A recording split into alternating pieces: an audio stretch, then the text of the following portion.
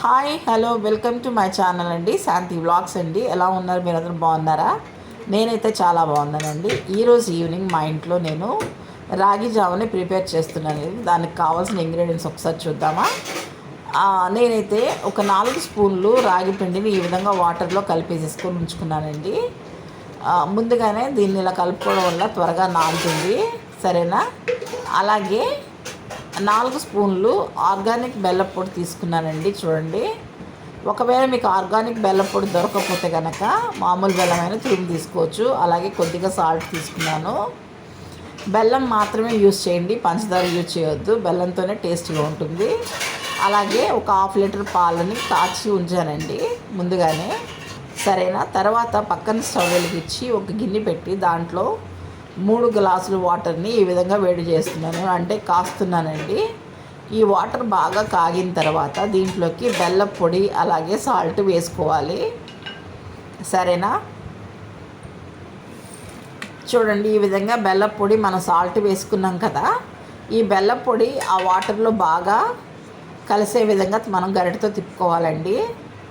ఒకవేళ కొంతమంది తురుము లేకపోతే గడ్డలు చిత్తకొట్టి వేస్తారు కదండి బెల్లాన్ని.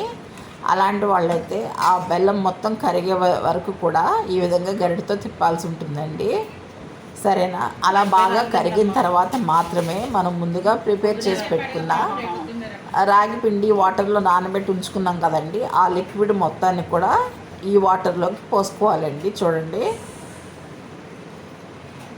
పోసే ముందు ఒక స్పూన్తో అలా కలుపుకొని పోయండి, ఎందుకంటే మనం నానబెట్టి ఉంచాం కాబట్టి ఏమీ ఆ గిన్నెలో లేకుండా మొత్తం కూడా ఈ విధంగా పోసేసుకోవాలి. పోసుకున్న వెంటనే గరిటతో ఇలా కలుపుకోండి, లేకంటే అడుగు పడుతుందండి. ఎప్పుడైతే మనం ఆ వాటర్లోకి, హీట్ వాటర్లోకి మనం రాగి లిక్విడ్ని కలుపుతామో వెంటనే ఆ రాగి పిండి అన్నది చిక్కబడుతుందండి. మనకి ఎంత క్వాంటిటీ వరకు చిక్కబడాలన్నది చూసుకొని దాన్ని బట్టి కాసుకోవచ్చు. ఈ విధంగా ప్లెయిన్గా కూడా తాగొచ్చండి రాగి జావని. ఒకవేళ ఇలా తాగడం ఇష్టం లేని వాళ్ళు ఇలా పాలు కలుపుకొని కూడా తాగొచ్చు. ఇలా పాలు కూడా ఇష్టం లేని వాళ్ళు ఉంటారు కదండి, అలాంటప్పుడు ముందుగా మనం కాచి చూపించండి చూసారా ప్లెయిన్, అలా రాగి జావని కాసేసుకొని అవి చల్లారిన తర్వాత దాంట్లోకి మజ్జిగ అన్నది కలుపుకొని తాగొచ్చండి. ఇలా 3 విధాలుగా కూడా తాగొచ్చు. ఎలా తాగినా ఈ రాగి జావ అన్నది బాడీకి మంచి హెల్దీనెస్ని ఇస్తుందండి. కాబట్టి కంపల్సరీగా మీరందరూ కూడా ప్రిపేర్ చేసుకోండి. తాగని వాళ్ళు ఒకసారి టేస్ట్ చేయండి, ఎందుకంటే దీని టేస్ట్ తెలిస్తే మళ్ళీ మళ్ళీ తాగాలనుకుంటారు కాబట్టి, సరేనా. మీరందరూ నేను చేసే ప్రతి వీడియోని కంపల్సరీగా చూడండి ఫ్రెండ్స్. మీకు నచ్చితే కనుక నా ఛానల్ని లైక్ చేయండి, సబ్స్క్రైబ్ చేసుకోండి.